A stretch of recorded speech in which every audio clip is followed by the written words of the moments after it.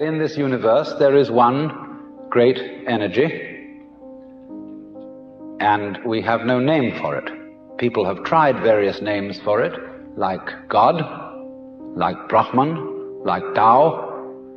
But in the West, the word God has got so many funny associations attached to it that most of us are bored with it. When people say God the Father Almighty, most people feel funny inside. But according to Buddhist philosophy, all this universe is one tatata. That means 10,000 functions or 10,000 things, one suchness.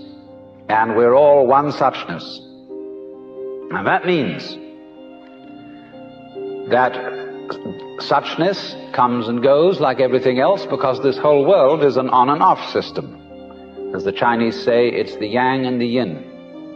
And therefore it consists of now you see it, now you don't, here you are, here you aren't, here you aren't. Because that's the very nature of energy, to be like waves, and waves have crests and troughs. Only we, being under a certain kind of sleepiness or illusion, imagine that the trough is going to overcome the wave or the crest. The yin, the dark principle, is going to overcome the yang or the light principle, and that off is finally going to triumph over on. And we, shall I say, bug ourselves by indulging in that illusion. Gee, supposing darkness did win out, wouldn't that be terrible? And so we're constantly trembling and thinking that it may, because after all, isn't it odd that anything exists? It's most peculiar. It requires effort, it requires energy, and it would be so much easier for there to have been nothing at all. Therefore we think, well, since the is side of things is so much effort, you always give up after a while and you sink back into death. But death is just the other face of energy, and it's the rest, the not being anything around, that produces something around, just in the same way that you can't have solid without space, or space without solid. When you wake up to this and realize that the more it changes, the more it's the same thing, as the French say, that you are really a playing of this one energy, and there is nothing else but that it is you, but that for you to be always you would be an insufferable bore.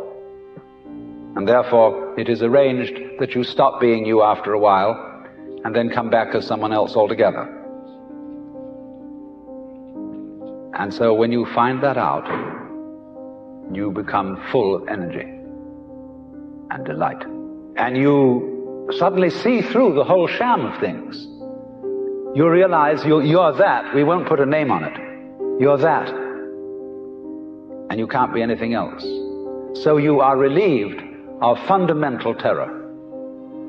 That doesn't mean that you're always going to be a great hero, that you won't jump when you hear it bang, that you won't worry occasionally, that you won't lose your temper. It means, though, that fundamentally, deep, deep down within you, you will be able to be human in the pains, difficulties, and struggles that naturally go with human existence. But to have no hang-up, that is to say, to be able to drift like a cloud and flow like water, seeing that all life is a magnificent illusion, a playing of energy, and there is absolutely nothing fundamentally to be afraid of. Fundamentally. You will be afraid on the surface. You will be afraid of putting your hand in the fire. You will be afraid of getting sick. But you will not be afraid of fear. Fear will pass over your mind like a black cloud will be reflected in the mirror.